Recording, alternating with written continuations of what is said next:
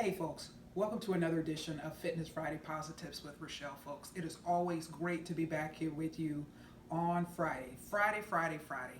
Our favorite day of the week for many people for various reasons. Of course, you know mine is because it is Fitness Friday. But anyway, folks, I received a lot of feedback actually regarding that last episode, and it always just really, and I appreciate when folks reach out and let me know, hey, that was really power packed, and I knew that it was going to strike a chord with people, and that's why I spent some time highlighting the value of your people, but also recognition programs, and just to let you know, I'm actually being responsive to the feedback that I spent on that episode discussing feedback.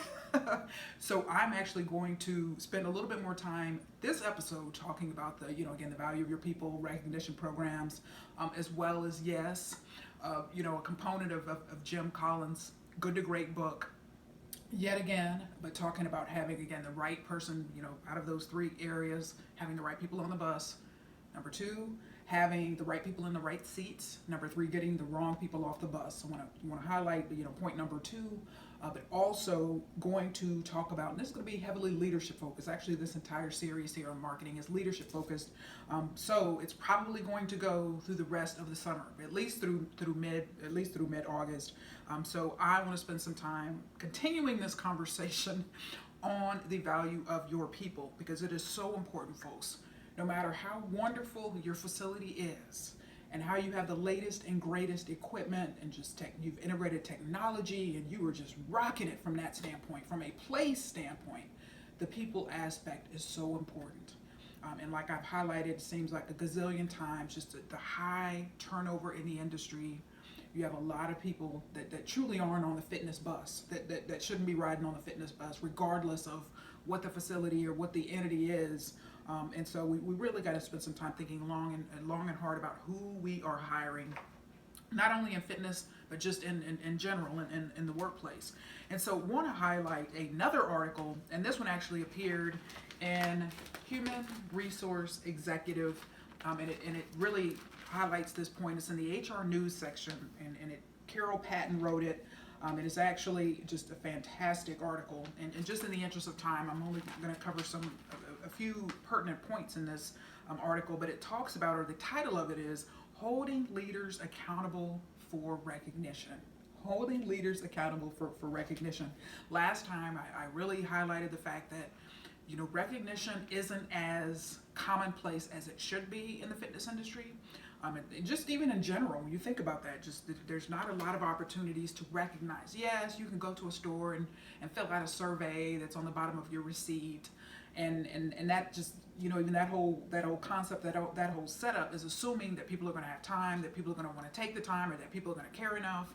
And so there's just not a lot of opportunities, particularly around formal recognition programs and allowing customers or members to nominate folks and submit their thoughts and commentary on award-worthy recognition type behavior. And so this article, it actually starts out, I'm going to start reading here, starts out by saying, 25 years after the publication of Bob Nelson's 1001 Ways to Reward Employees, the author says some companies still fall short in recognition. But Nelson's advice on changing that may seem counterintuitive. Let me skip a little bit. His latest book, 1001 Ways to Engage Employees, reveals that recognition, career development, and the role of the manager are the top three influencing factors for employee engagement. Therefore, he says, we need fewer programs and more appreciation, value, or making people feel special about the things that they've done. And you'll remember in last episode, just to quickly digress here, you remember in last episode I talked about, again, a lot of these entities that have these formal recognition programs have large HR staffs. And so they have the ability to create these very comprehensive recognition type programs. And particularly at the fitness facility, at the individual club level, that may be tough. It will be tough to replicate, in the absence of having a sizable HR staff to manage every aspect of that employee recognition programs. So you don't have to do something formal. It doesn't have to be this formal, long, drawn out. It could be something as simple as you having an employee recognition box. So you just, who's the star, who in your opinion, who's the star of our facility? and let people, put some note cards, some index cards on top of it. Let people tell you what they think. It could be something as simple as that. Doesn't have to be very formal. Doesn't have to be these long, drawn out, and sometimes expensive employee recognition programs. Do what you can do, as I stated last time. Do your best. Don't always try to replicate what someone else is doing. Okay, so skipping along here, although many companies still engage in such practices, progressive employers have added another layer. Leaders and managers are now being held accountable for acknowledging employee accomplishments in various ways. Skipping. Although the types of rewards that employees receive constantly evolve, he says, the need for employees to feel appreciated or valued remains constant. Skipping a little bit. Nelson says that while it's harder to recruit talent and hang on to those who can contribute to your company's success, employees and organizations that support a culture of recognition feel 5 times more valued in cultures that don't. Those workers are also 6 times more likely to praise their employer as a great place to work and 7 times more likely to stay with the company throughout their career. Skipping a little bit towards the end here of the article, every leader, every day, must take time to acknowledge employees, show recognition to people who work for them, says Nelson. Get your leaders to actually take the time to thank employees in a timely, specific way when they've done a good job. That's HR's biggest challenge, to get them to take this seriously and actually do it. Actually do it. So, again, as I stated last time, it doesn't have to be a Rolex watch. It doesn't have to be a cruise. It doesn't have to be a $500 gift card. Well, yes, those things are nice and all of that sound great and wonderful. A lot of times, people just want to hear thank you. People just, and certainly, people can understand that the financial restraints that your facility or facilities may be under, in terms of, hey, we can't afford to give everyone a $500 gift card, to tell them how much we appreciate them on a regular basis. But just feedback. I'm always highlighting the value of feedback, particularly employee feedback, when they do something well. This whole concept, as I've talked about before in other episodes, this whole concept of negativity bias. I don't have time to digress and discuss that again, to really dive into what it is and all of that, but just Google it. Research the term and you'll recognize, particularly from a feedback giving standpoint in the workplace, it is far more common for employees to hear what they're doing wrong as opposed to what they're doing right. That's why when I do surveys of various types, and even certainly within the fitness industry, or even to drill it down to another level in the Planet Fitness realm, when I do member surveys, I'm actually going to talk more. I'm going to end the next episode talking about that, and that's going to be an episode next time talking about place. This is the people aspect of the equation. We're going to talk about place next time, and some of what my thought processes are as I do those surveys. But that's an example. That is an example. But just, it's just very rare for people to take the time to say something positive. That's just, but part of that is just who I am. I'm hardwired to be positive, but also I'm, by profession, yes, I do, wear many different hats, but I'm also a training and development professional for employees. And so I recognize that, how important it is for employees to hear feedback, particularly positive feedback, not negative feedback. That I've never done a negative survey. I've never gotten on here and just, particularly around people, talked about people in a negative way, and this just will never happen. I'm just very big on not doing that. I'm very big on saving face and whatever. Now the place, if there's some weaknesses in the place, you all have known, I've talked about that, that type of scenario, or those scenarios for years now. And even those are pretty rare. It has to be, a negative outlier for me to say something negative about a facility. But that's just me. But a lot of people, far more people, are hardwired with negativity bias. They will point out that what your employees are doing wrong. They will tell you on a regular basis how horrible your facility is and how they hate it and how you're not good enough and whatever, this and that. But that's just not who I am. But that's just not how most people are. And those of you in leadership roles, and those of you who even aren't in leadership roles, certainly know that. And certainly have heard that, just the ongoing onslaught of negative feedback. And you wonder, why doesn't anybody ever tell us what we're doing right? And so that's why I want to challenge you, particularly those of you in leadership roles, to do exactly that. You know, I love to catch people doing something right. You know, when I'm in a store, when I'm in a whatever, I like to catch people doing something right. And if they're a positive outlier, then I'll take the time to point that out and to recognize that person or people, whatever the case may be. So that is something, and then this article is just highlighting certainly the role of management to do that.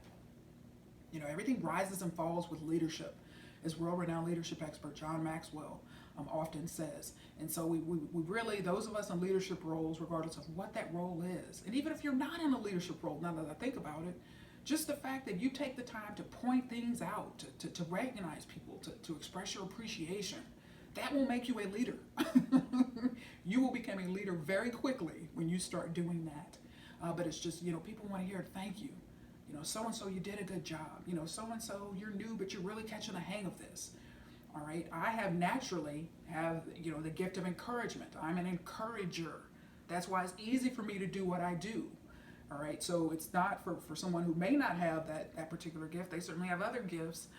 And so that's certainly something I'm sure that can be developed, that can be worked on, just becoming a more positive person, you know, getting more confidence. Because certainly a person who lacks confidence and is not happy with who they are and they're not comfortable in their own skin, it is going to be very difficult for that person to recognize other people.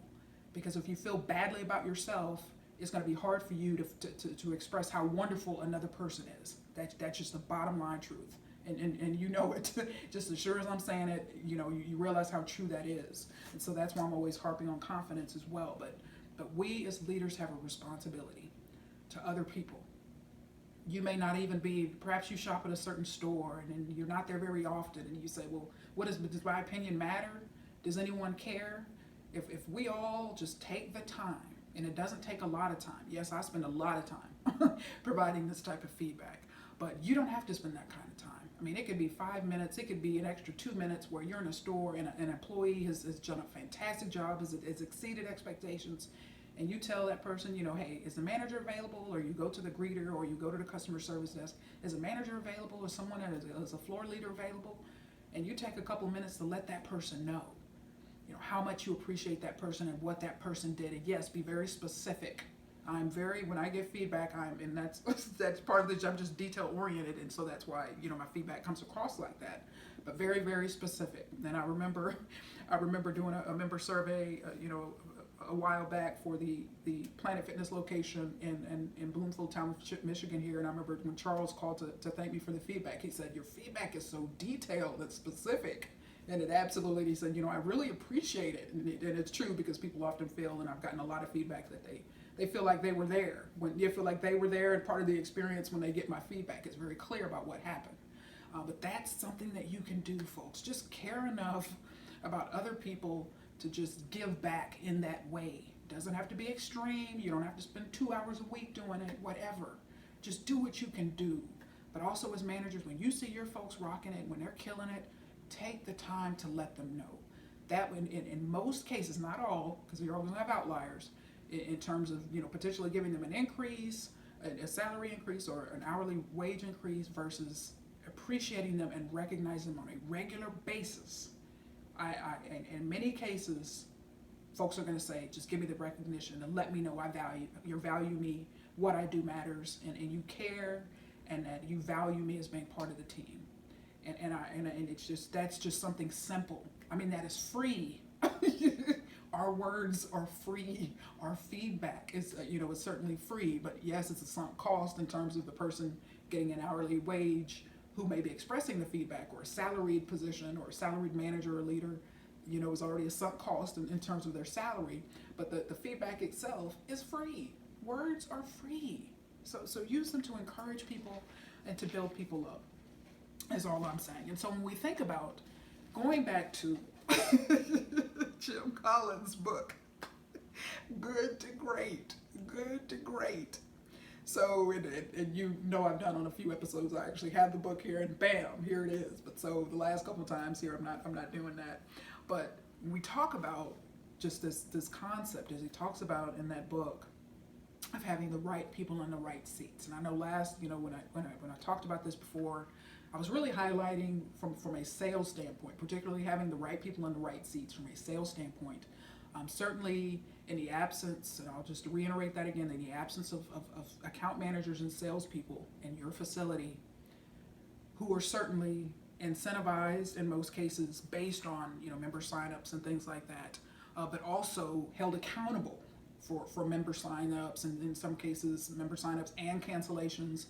Some entities like Lifetime Fitness, they have member engagement folks as well as account managers, and so they are held accountable in terms of people, member acquisition and member retention.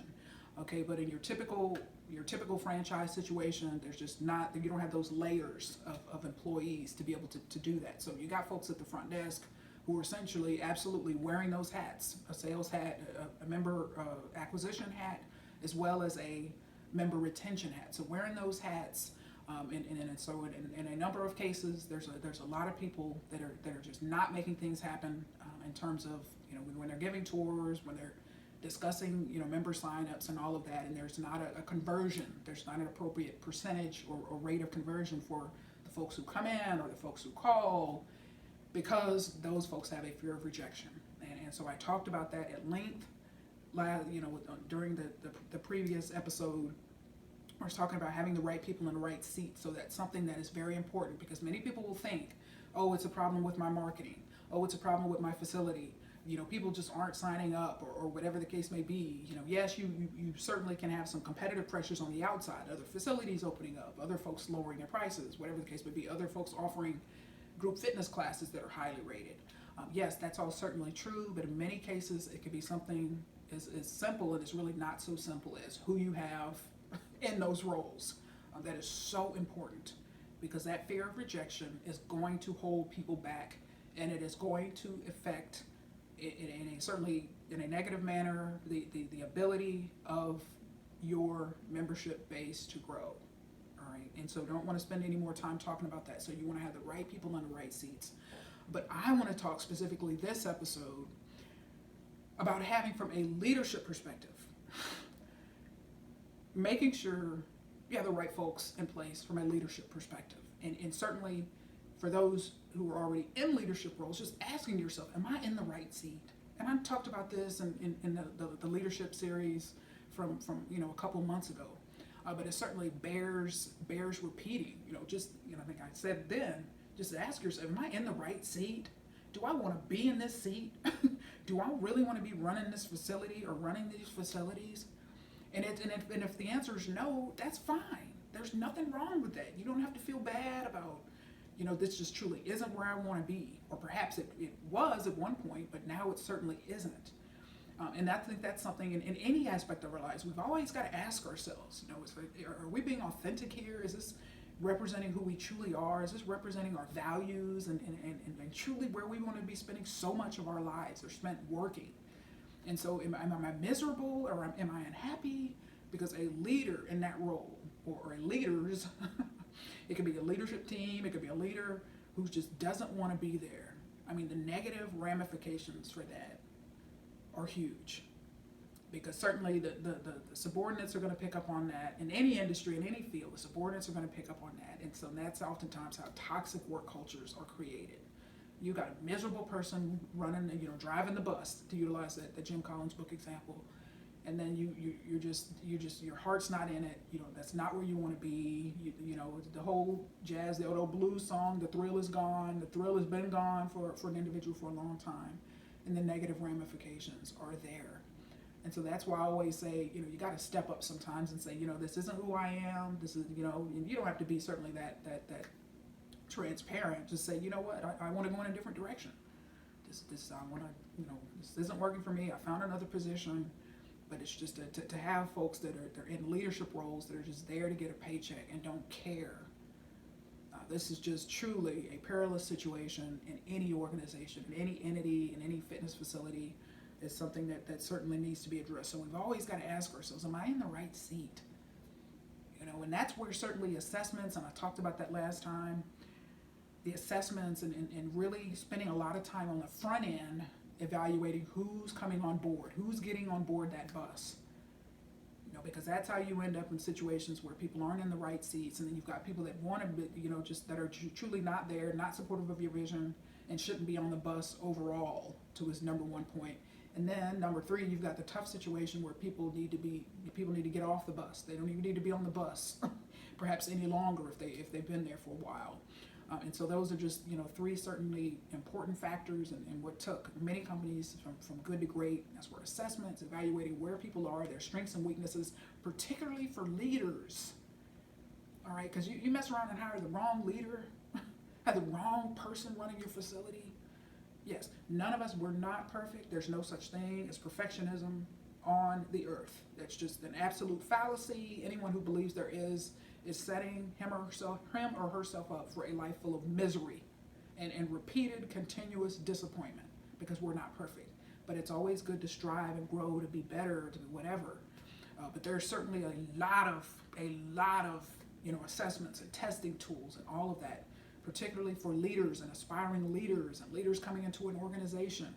And many organizations, your Googles, your Amazons, one of my former companies, General Mills, your Procters and Gamble, some of these top companies, or Coca-Cola, they are not just going to randomly hire people. I mean, there's assessments, there's testing beforehand, because they realize the importance of having the right people in the right seats, particularly in terms of personalities and backgrounds and character and personality traits, all of that, and how that melds together in terms of employee engagement, employee satisfaction, but also so the company itself or the organization itself can get a positive return on its investment in terms of hiring that person. And so one of the very, very popular assessments that's been around for years and years and years is the DISC profile, DISC, the DISC profile.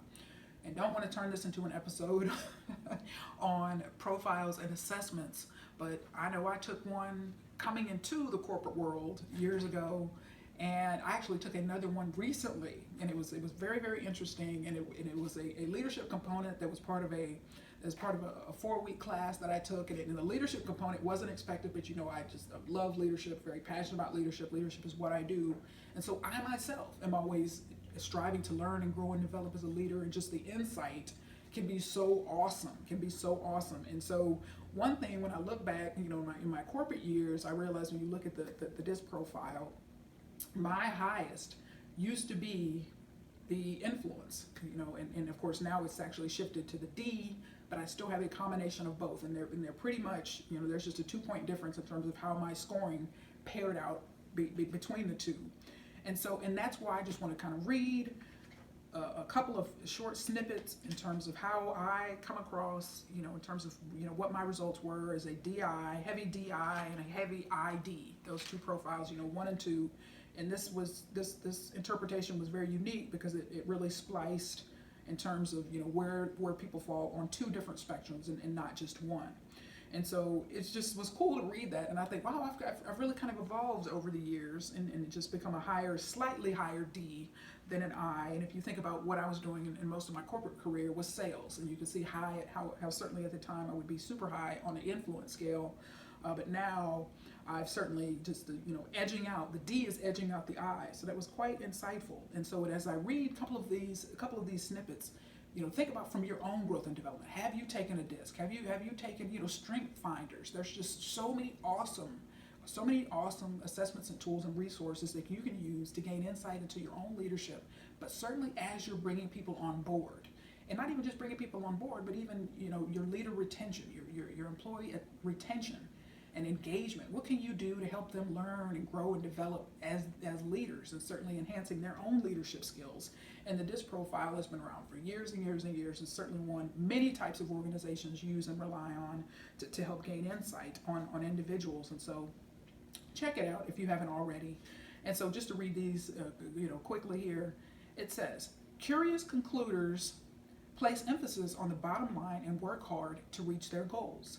And this, of course, is reflecting a couple of examples of where I fall. All right, they are more determined than they are inspirational, yet their high expectations and standards for themselves and those around them typically cause them to make quite an impact, motivating others to follow them.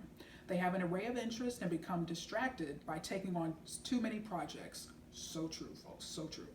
They often need to focus, prioritize, and simply slow down. Because DIs thrive on activity and forward motion, they like to accomplish tasks through a large number of people. All right, and then second, persuaders who are outgoing and energetic. They enjoy large groups and use their power of influence to attain respect and convince people to follow their lead. Sometimes they can be viewed as fidgety and nervous, but it comes from their need to be a part of challenges that have variety, freedom, and mobility. IDs could benefit from learning to look before they leap and spending more time being studious and still. They make inspiring leaders and know how to get results from and through people. And I saw that, folks, and when I saw the variety, freedom, and mobility, you totally know that is so me. And so it was just so interesting now, when I first took the disc, years ago in the corporate world, and how I'm able to look at this now, having grown more, having matured more, and certainly having a high level of self-awareness. It really just made me smile when I saw that, because I could see myself in that. Just so when you're super young, you don't really know who you are yet, and you just really haven't figured things out, but certainly later down the road when you have, and you could see that, and I could see that, oh yeah, buddy, I love variety, I love freedom, mobility, I don't like to be tied down, I don't like routine. And so it was so cool. But I just wanted to highlight that as an example of leadership development, leadership growth. Certainly something I take very seriously, and certainly as leaders, to ensure that we're in the right seat, from the outset, but just recognizing that to stay in that seat, in the leadership seat, regardless of what type it is, we need to make sure that we're continuing to grow, develop, and evolve as leaders. That is so, so, so important. And so we want to give a couple of examples here, shifting on and moving forward here in this episode. We talk about having the right person in the right seat from a leadership perspective. There's always positive examples, and then there's always, examples where it's just like, how did this person end up in this role? And it's just absolutely disastrous, and the culture just ends up turning out to be toxic. And we wonder, leadership teams will wonder, where did we go wrong? The board of directors will wonder, what were we thinking? This person certainly hoodwinked us and whatever. But certainly there's always positive examples and negative examples. And I want to focus on, a very positive example when we think about leadership. And the first example I want to give here is, and this is actually from Sports Illustrated. From Sports Illustrated, and it is the May 20th edition. And so we know that we recently had the NBA Finals. We had the NBA Finals, and I must confess that I was very, very excited that Toronto won. And I've been to Toronto. It's actually just a 4-hour drive from Detroit. Been there a couple of times. A beautiful city. Was happy, but more importantly, I was happy to see a first time.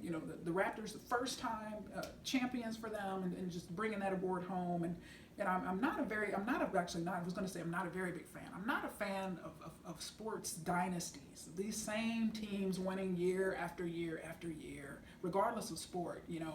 It's always good to see a fresh face. It's always good to see someone new, someone up and coming. Someone else to shake things up and to challenge the status quo.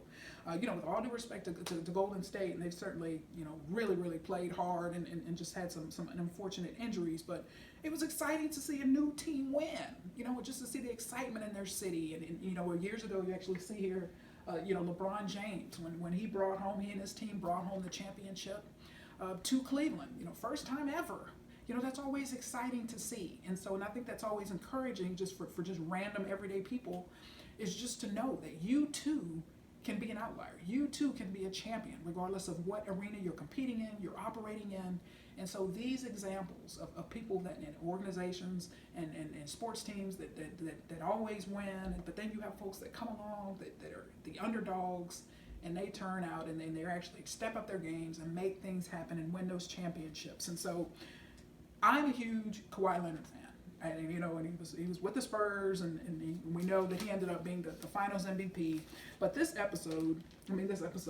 edition of Sports Illustrated actually focused, quite a bit on him, and it was, you'll see here, clutch shots, and how he had that clutch shots in the one game that certainly helped them lead to the finals. So you'll see him, and so they're showing him shooting right there, and you see the reaction on all the fans as well as some of the players, watching, but really kind of focusing on Kawhi Leonard and how he kneeled down when he was watching his own shot go in, and so they were surprised and elated.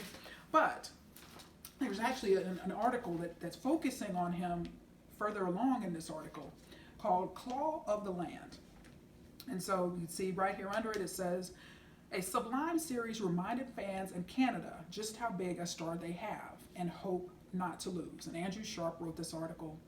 And so I want to read just a quick snippet of it and just to really highlight, again, you have folks, and Kawhi Leonard is a, you read about him and you kind of study him, which I have, his leadership and his background and where he's evolved from, and he's more reserved, he's not flashy.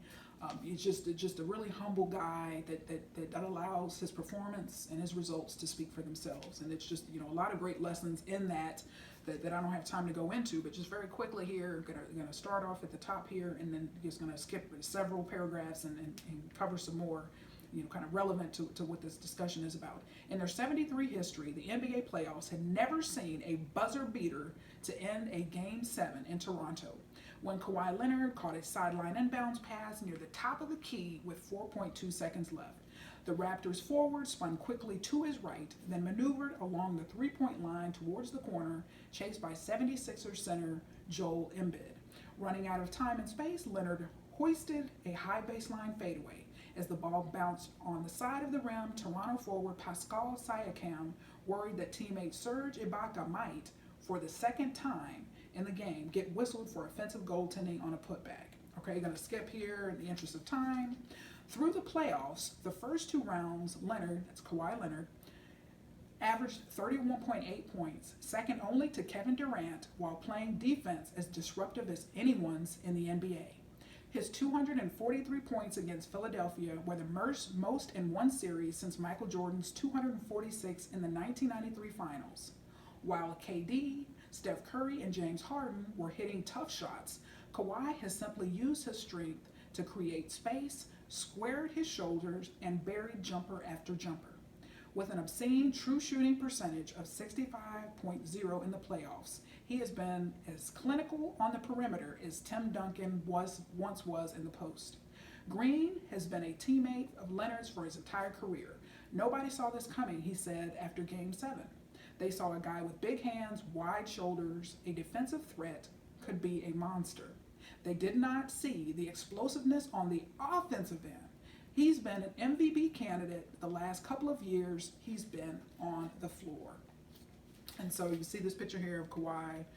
And so the interesting thing you think about Kawhi and the fact that in his true threat, again, we talk about the SWOT analysis. This framework doesn't just exist in business. And yes, the NBA, the NFL, Major League Baseball, they're all a business at the end of the day, right? And so we can see, the threat that Kawhi Leonard and other players, and what certainly makes him a threat is he's in the category of players that are considered to be two-way players.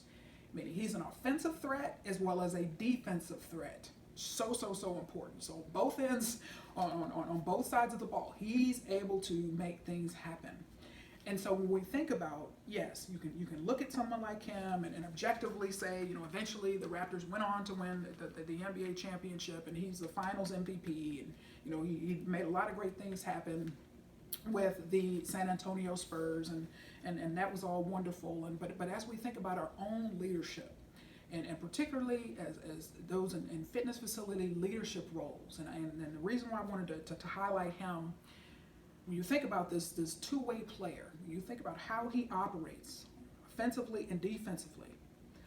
And in the fitness industry, gone are the days when any facility just thought that, hey, we have it in the bag, we don't need to play defense, whatever the case may be. You need to be aware, yes, go on offense, make your facility as strong as it can be from a marketing standpoint, just from the facility, from your own amenities and machines and all of that, create a great member experience from that end, yes. But also keep your eye on the competition in terms of what they are doing, right? Going back to the SWOT analysis, your gaze can't just be internal all the time. Your gaze needs to be external. Yes, for opportunities, and those are always exciting, but also what competitive threats exist in the marketplace. Do you feel right now, are you a two-way player? Okay, and then, in the NFL, are you a dual threat? Are you, particularly as a quarterback, you're running, you're the general manager, you're the owner, you're the franchisee, whatever the case may be. Are you a dual threat leader? All right, or you just one that just really, and this is certainly true in many cases, there's no offense at all, and you're basically just kind of coasting along and just, taking everything and everyone for granted and all of this and that, and then all of a sudden a major competitor comes in and bam, you're forced to play defense. All right, but those facilities that certainly thrive in the midst of a very highly competitive landscape are those that are strong in defensively as well as offensively. To have a balanced attack, right, on the market.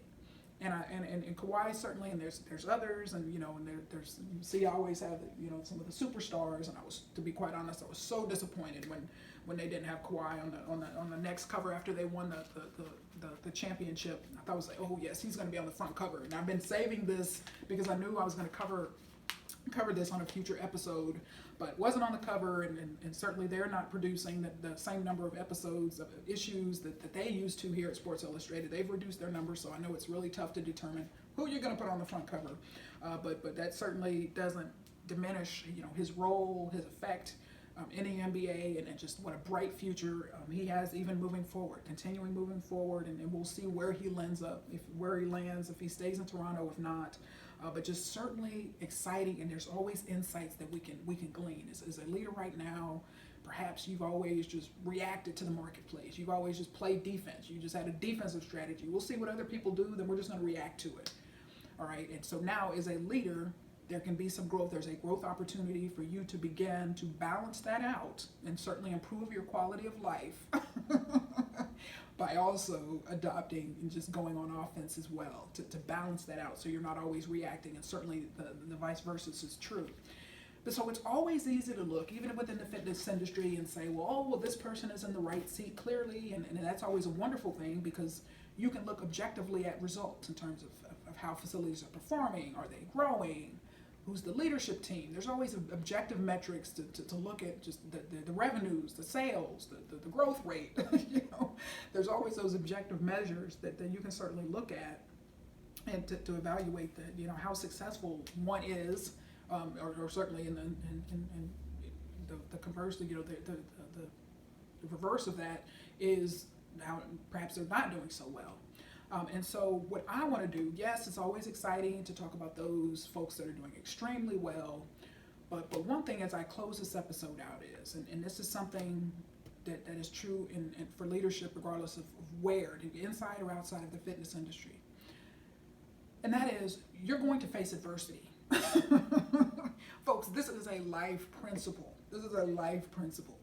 You are going to face adversity. We can use the Golden State just to utilize this as an example. Golden State, you got an NBA dynasty rolling there in California, but guess what? They were challenged.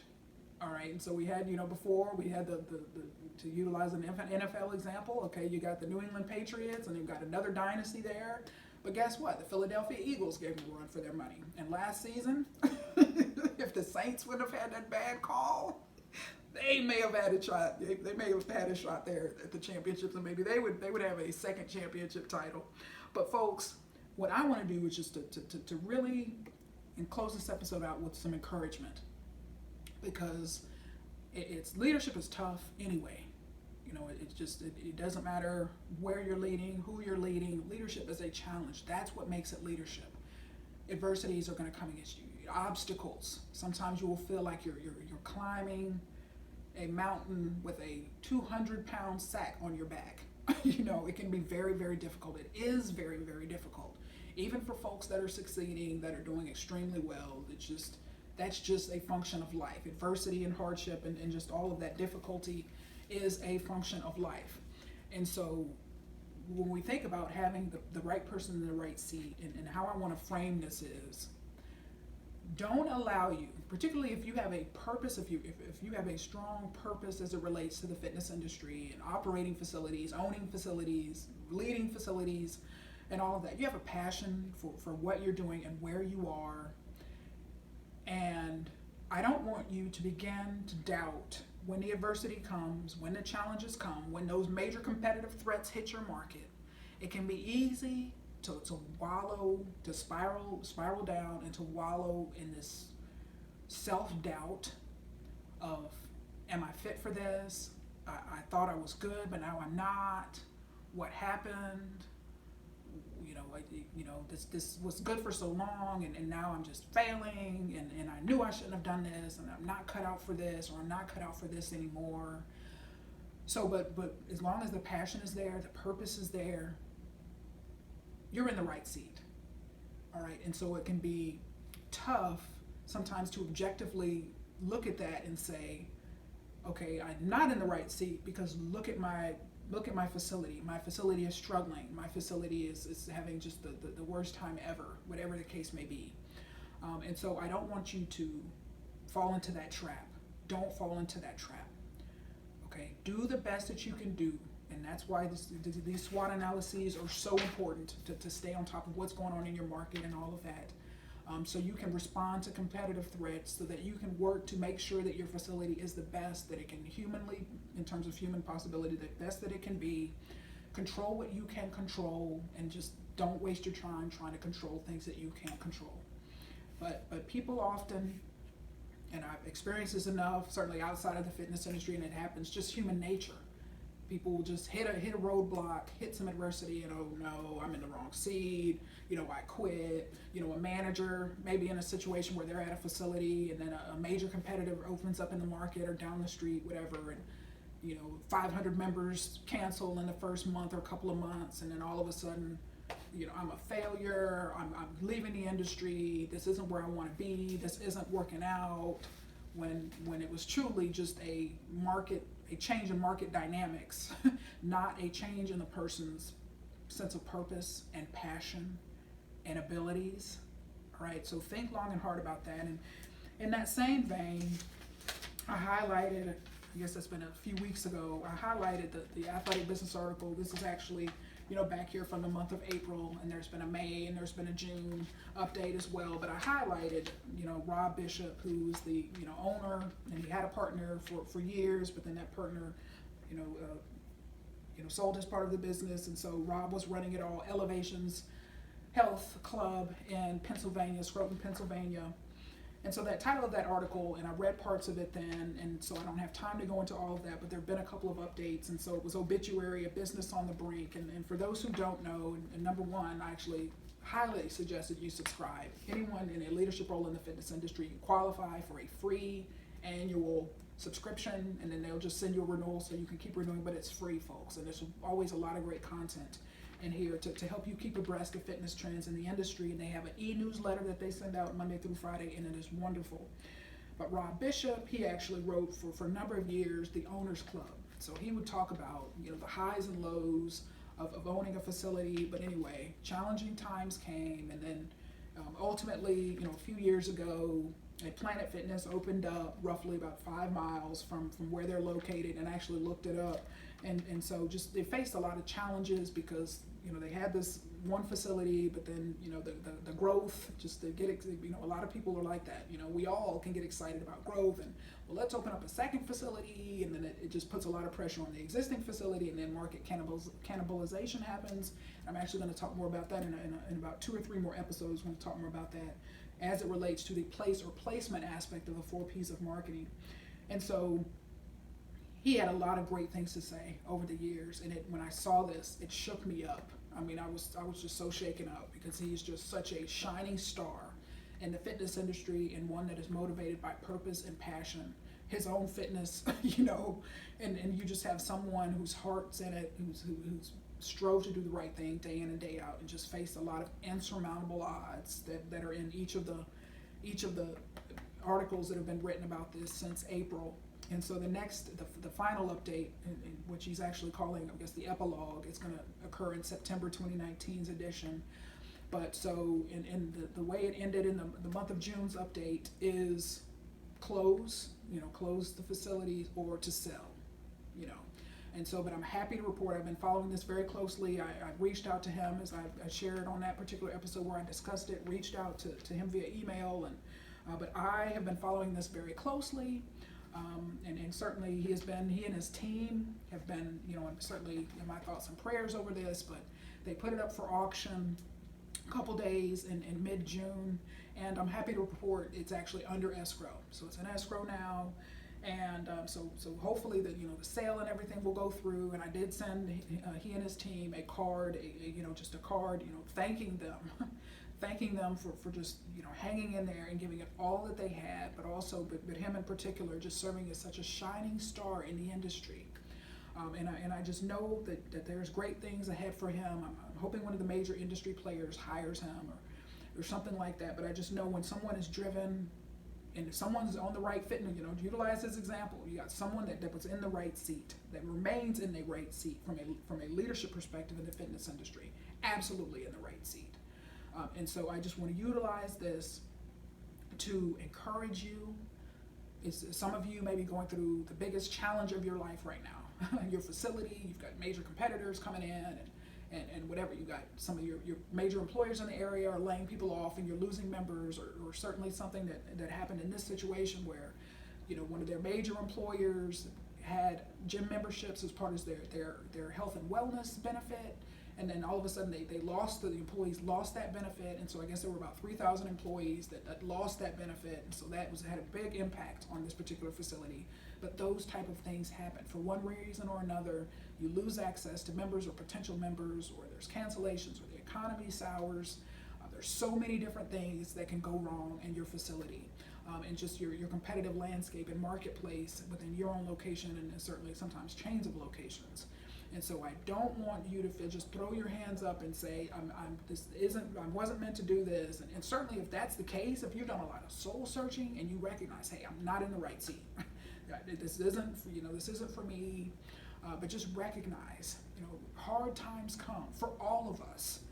And that's why I just have such ultimate respect for Rob, and just how even when he was going through all of these trials and tribulations, he never lost focus. He never lost focus on his commitment to still, in the midst of his own deep, profound, unimaginable adversity, still kept on writing these monthly columns. But that lets you know you're in the right seat. And he's such an inspiration to me and so many others, because he was motivated by purpose and passion. And so when I get on here and do these Fitness Fridays, I'm motivated by purpose and passion. It is absolutely true. No matter what's going on in my life, I have a professional responsibility to make these things happen, to continue to challenge, to motivate, and to inspire people from a fitness, particularly a fitness leadership perspective. All right, so you gotta just don't spiral into self-doubt and wallow in self-pity and I don't belong here. I'm having all this hardship. It's just I'm quitting. I'm throwing in the towel. Don't do that. Don't let hardship and adversity, which in many cases is temporary, is not going to last. Yes, there are situations where it is sustained, and then you've got to evaluate your options. But recognize, don't be too hard on yourself. Don't beat yourself up and just feel like there's an absolute failure when hardship comes your way, because it will. There's no such thing as going through life and just having a perfect record in anything. We go back to even these dynasty professional sports teams. Yeah, they may be dynasties, but guess what? They lose as well. There's other teams that rise up and beat them. And the same thing is true. There's no just unwavering winning in life for any of us. So we've got to persevere. We've got to make sure that we're in it for the right reasons, that our heart is in fitness, that our heart is in leadership, that this is truly where we want to be.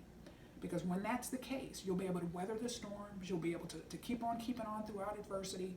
You'll be a fighter just like Rob Bishop has been each and every step of the way during his profound adversity and this rough season of hardship.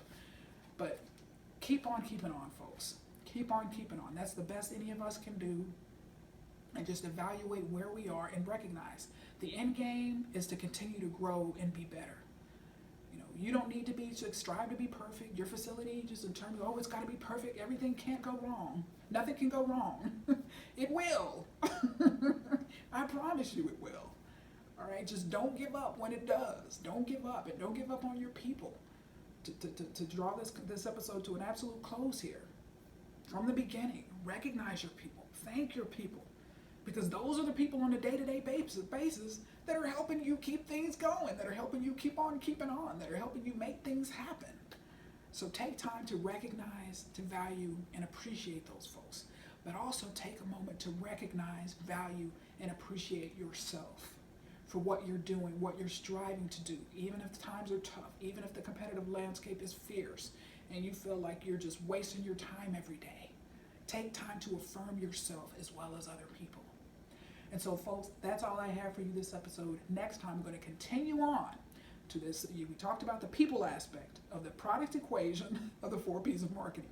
Next time, I'm going to talk about the product or the place, the actual facility or facilities aspect of the equation. I'm going to close that episode out by talking about membership surveys and how I bridge the two. A balanced report, balanced feedback based on people as well as facility or facilities.